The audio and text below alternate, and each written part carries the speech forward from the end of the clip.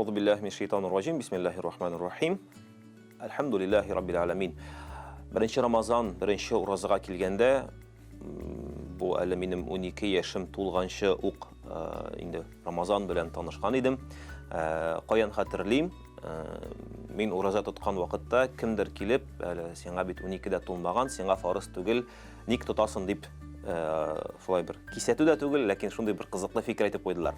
Чыннан да ул вакытта 2000дә бәлки 5нче еллар булгандыр, бездә мәктәптә укыган кичкенә генә балалар алай ураза тоту гадәте юк иде кебек авылда.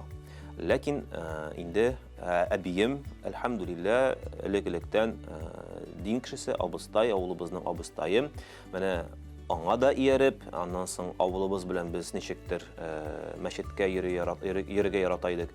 Мәктәп белән, кич белән бөтенебез килә идек таравих намазларына. Бу безнең авылыбыз, Хәсән Шәйх авылының бер сыйфаты булып торган иде ул заманнарда.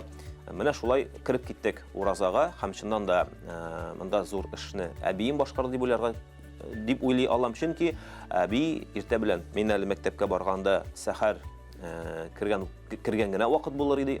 Инде өйгә кайтканда инде сәхәр микән.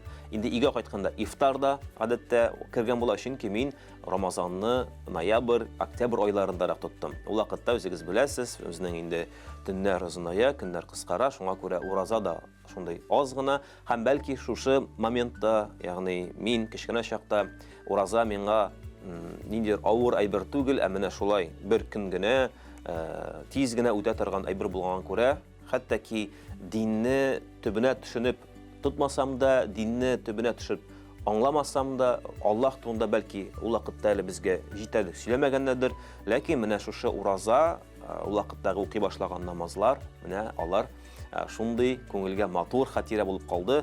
Бигрәк тә әбием минем, аның бер яраткан гадәте бар.